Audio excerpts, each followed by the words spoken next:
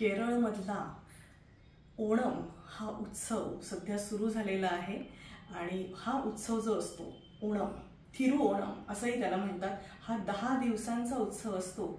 महाबली ह्या दिवसामध्ये आपल्या प्रजेसाठी परत येतात। प्रजेचं कसं चाललेलं आहे, प्रजा काय करते आहे हे पाहण्यासाठी महाबली परत येतात, म्हणून त्यांना खुश करण्यासाठी म्हणून हा उत्सव असतो। सुगीचे दिवस असतात, कापणीचे दिवस असतात, त्यामुळे सगळ्या जनतेमध्ये असं उत्साहाचं वातावरण असतं आणि हा आम्ही सगळा मी केरळचा सेटअप करण्याचा प्रयत्न केलेला आहे। आता तुम्हाला सगळी माहिती देते सणाची, चला स्टे ट्यून हा सगळेजण।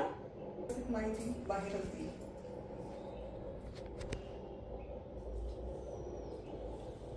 हे पाहे लक्ष्मीचे पावलं, ही रांगोळी असते कारण त्यांच्या स्वागतासाठी रांगोळ्या काढल्या जातात, दिवे लावले जातात, म्हणून ही सगळी बारीक बारीक गोष्टींची तयारी आहे।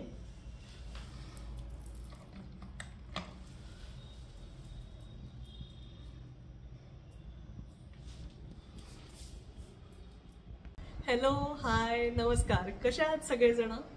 सध्या केरळमध्ये ओणम हा उत्सव अगदी जोरदार चाललेला आहे। तर केरळ राज्याचं नवीन वर्ष हे या ओणम पासून सुरू होतं, याला थिरुओणम असंही म्हणतात। नवीन वर्ष हे ओणम पासून सुरू होतं आणि अश्विन महिन्याच्या शुक्ल पक्षामध्ये या ओणम उत्सवाची सुरुवात होते। तर ह्याला चिंगूर असंही म्हणतात अश्विन महिन्याला। आणि हा 10 दिवस हा ओणमचा उत्सव चालत असतो। या उत्सवामध्ये, या थिरुओणममध्ये 10 दिवस हे वेगवेगळ्या प्रकारे वेगवेगळ्या ह्याच्यामध्ये हे उत्साहाने साजरे होत असतात। थोडक्यात केरळचा ओणम हा महाराष्ट्रातली दिवाळी असं समजूयात। दिवाळी ज्या पद्धतीने धूमधडाक्यात साजरी होते तसंच ओणम हा उत्सव सुद्धा अतिशय धूमधडाक्यामध्ये अतिशय आनंदाने असा साजरा होतो। फुलांच्या रांगोळ्या काढल्या जातात, खूप छान छान असे नैवेद्य केले जातात। तर केरळला राजा होते महाबली, आपल्याला जर आठवत असेल तर महाबली आणि विष्णूचा अवतार वामन यांची कथा आपल्यापैकी बऱ्याच जणांना माहिती आहे। तर हे जे राजा होते ना, महाबली हे राजा, तर हे दैत्यांचे राजा होते आणि यांनी सर्व जगामध्ये अशी आपली सत्ता स्थापन केली आणि अशा वेळेला स्वर्गातले जे देव होते ना, तर त्या देवांनाही त्यापासून असुरक्षितता निर्माण झाली आणि मग हे सगळे देव हे कश्यप ऋषींच्या पत्नीकडे आदितीकडे गेले आणि त्यांनी विष्णूंना आधी सांगितलं की आम्हाला याच्यावरती उपाय सांगा। तेव्हा विष्णूंनी कश्यप ऋषींची पत्नी आदिती हिच्या पोटी वामनाचा जन्म घेतला, म्हणजे वामन अवतार घेतला। आणि हा जो वामन अवतार आहे हा अतिशय छान असा मानला जातो, कारण एक छोटीशी वामन मूर्ती असं म्हटलं जातं ना, वामन मूर्ती ती काय काय घडवू शकते, तर ह्याबद्दलचं हे आहे, ही गोष्ट आहे। आणि त्याच काळामध्ये महाबली यांनी एक मोठा यज्ञ ठेवला होता आणि तेव्हा महाबलींनी वामनाला सुद्धा आमंत्रित केलं होतं आणि तेव्हा महाबली हे दानशूर राजा म्हणून प्रसिद्ध होते की ते त्यांचं वचन हे नेहमी पाळायचे आणि त्यांनी दिलेलं वचन हे ते पाळायचे आणि ते दान धर्म करण्यासाठी अतिशय प्रसिद्ध होते। तर तेव्हा वामनांनी राजांना सांगितलं की मी जे मागेल ते तुम्ही देऊ शकत नाही। तर महाबली म्हणाले की काय, तर म्हणे मला फक्त 3 पावलं एवढी जागा हवी आहे। तर वामनांना यांना वाटलं, महाबलींना वाटलं त्यात काय विशेष आहे एवढं, तर त्यांनी सांगितलं हो म्हणून। आणि ते वचन म्हणजे त्यांना ऋषीमुनींनी सांगितल्यावरती सुद्धा ते मागे हटले नाहीत आणि मग वामनांनी स्वतःचा विशाल महाकाय असा अवतार प्रकट केला। तर एक जे पाऊल होतं त्याच्याने पूर्ण आकाश व्यापलं, एका पावलाने आकाश व्यापलं, दुसऱ्या पावलाने पूर्ण पाताळ व्यापलं। आता तिसरं पाऊल कुठे ठेवायचं हा प्रश्न निर्माण झाला आणि तेव्हा महाबलींनी वाकून आणि वामनांना सांगितलं की माझ्या डोक्यावरती पाऊल ठेवा आणि अशा पद्धतीने वामनांनी महाबलींच्या डोक्यावरती पाऊल ठेवलं आणि त्यांना पाताळामध्ये ढकललं. तर अशी ही कथा आहे आणि ह्या कथेचा जो हे आहे उद्देश जो आहे तर ते असं म्हटलं जातं की तेव्हा वामन मग सगळ्या जनतेमध्ये हाहाकार झाला आपला राजा गेला म्हटल्यावरती. मग तेव्हा जनतेने विष्णूंना म्हणजेच वामनांना प्रसन्न केलं आणि विचारलं की आमच्या राजाला आम्ही परत कसं आणू शकतो. तर तेव्हा विष्णूंनी सांगितलं की वर्षातले 10 दिवस राजा हा प्रजेच्या भेटीसाठी येईल, म्हणजेच ओणम होईल, म्हणजेच थिरुओणम होईल.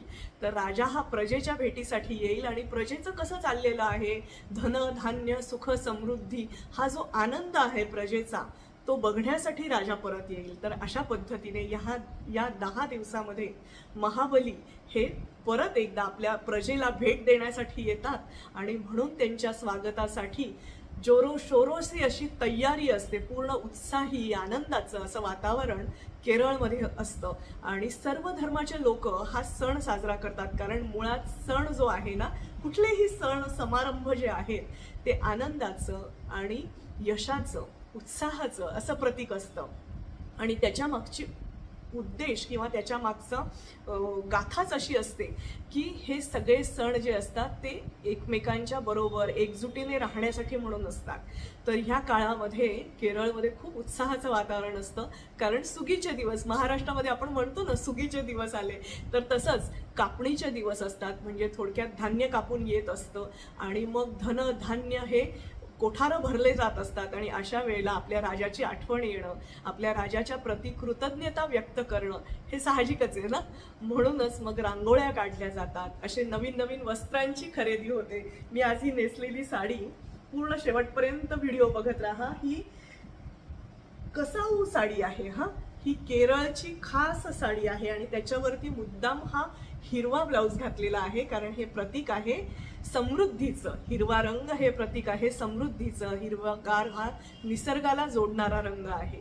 तर अशा वेळेला होड्यांच्या शर्यती होतात, त्या पण शर्यती खूप प्रसिद्ध आहेत. मी त्याचं नाव बघते एक मिनिट.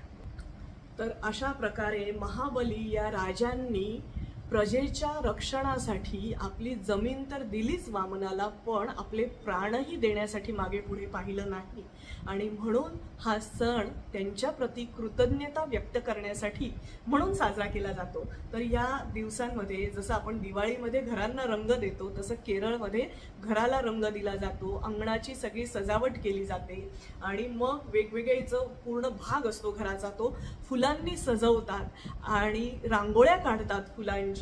आणि या श्रवण नक्षत्राच्या मुख्य दिवशी वामनाची मातीची मूर्ती अशी तयार केली जाते, मृण्मय मूर्ती तयार करून तिला अंगणामध्ये बसवलं जातं आणि त्याच्या भोवती अशी सगळी पुष्पशोभा केली जाते. आणि सर्वप्रथम मिळून अरप्पू म्हणजे थोडक्यात असा देवाला नमस्कार केल्यासारखं अरप्पूचा उद्घोष सगळेजण करतात. मग वामनाची पूजा करतात आणि उत्सवाने केरळचे पारंपरिक नृत्य जे आहे कथकली, तुम्हाला जर माहिती असेल कथकली अतिशय प्रसिद्ध असं हे आहे कथकली. तर कथकली, पुलक्कली, काडुओकल्ली अशा वेगवेगळ्या यांचं नृत्य महोत्सवांचं आयोजन केलं जातं.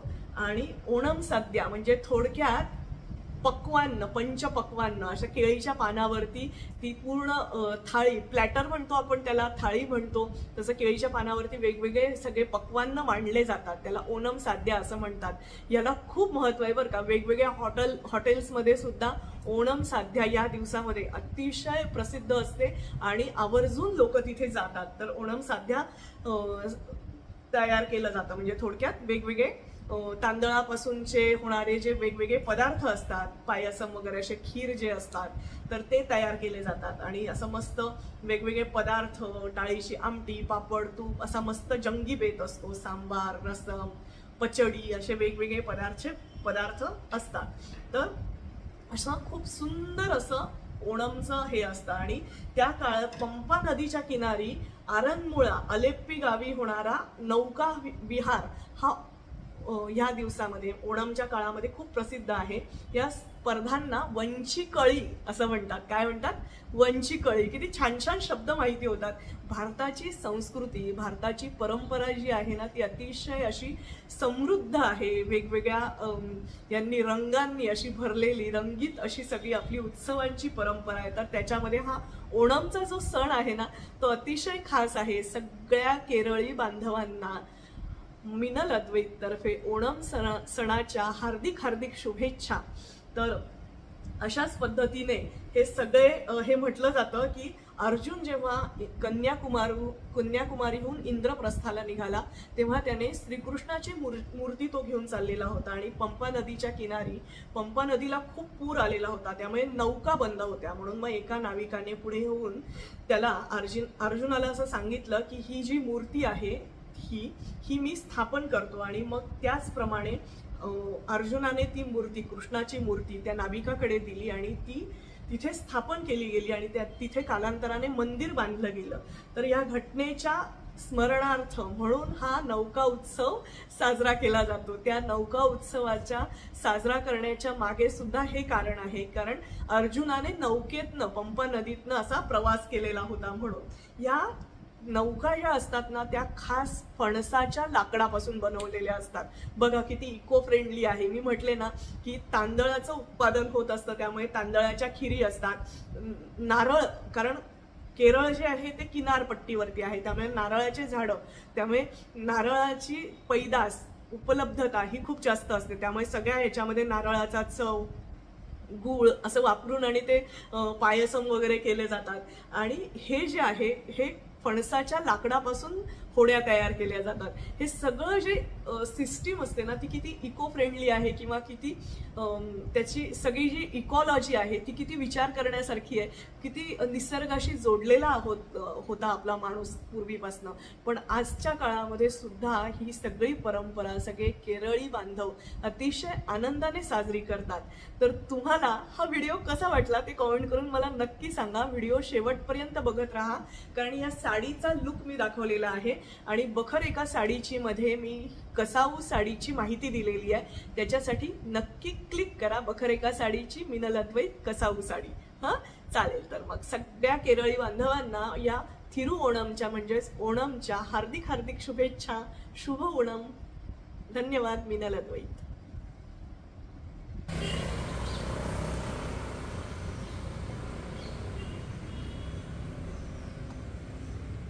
सर्वप्रथम साडीचा लुक बघून घ्या.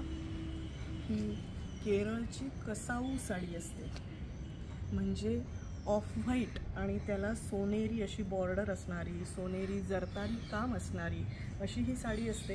आणि त्याच्यावरती हे पहा सगळं मॅचिंग करायचं आणि हिरवं ब्लाऊज घातलेलं आहे. याचं रिझन असं असतं कारण सुगीचे दिवस आहेत, म्हणजेच थोडक्यात कापणीचे दिवस आहेत आणि हा शेती संबंधी पण उत्सव आहे ओणमचा. आणि म्हणून हे सगळं असं कॉम्बिनेशन केलेलं आहे, हिरवं आणि ऑफ व्हाईट असं. हे टिपिकल ओणमचं कॉम्बिनेशन असतं. तर ही प्युअर कॉटनची क्लासिकेट्सची साडी आहे. प्युअर कॉटन आहे. याचा हा असा जरतारी पदर आहे पूर्ण. क्लासिकेट्स म्हणजेच चेन्नई सिल्क. आणि त्याच्यावरती हे मी केलेलं कस्टमाइज केलेलं असं गळ्यातलं आहे, म्हणजेच तन्मणी हा मोत्यांच्या ह्याच्यामध्ये मॅचिंग बांगड्या आणि असे छान छान डुलणारे डूल. डूल म्हणतात ना बरेच जण. कर्णफुलं, डूल, लहान मुलींचे डूल असतात. तर असा सगळा हा हे आहे. तर ही जी साडी असते ना कसाऊ साडी, तर कसाऊमध्ये मुंडू सेट पण येतो. म्हणजे हे जे पदराचं जे असतं तर थोडक्यामध्ये ओढणी सदृश असतं आणि मग तो इथपर्यंत असा खोचला जातो आणि मग खाली कमरेला उत्तरीय म्हणजे थोडक्यात अंतरीय म्हणजेच थोडक्यात लुंगीसारखं असतं. पण ही पूर्ण साडी आहे. मुंडू सेट बायकांचा पण असतो, तो वेगळा असतो. तर असा हा सगळा लुक आहे. आणि हे छानपैकी हिरवं हिरवं या बॅकग्राऊंडवरती सगळं छान दिसतं आहे की नाही. सगळ्यांना हॅपी ओणम, शुभ ओणम. हां अरे हो मंडळी, एक गोष्ट सांगायचीच राहिली. एवढी मेहनत केली आहे. Please do like, share and subscribe Minal Advait.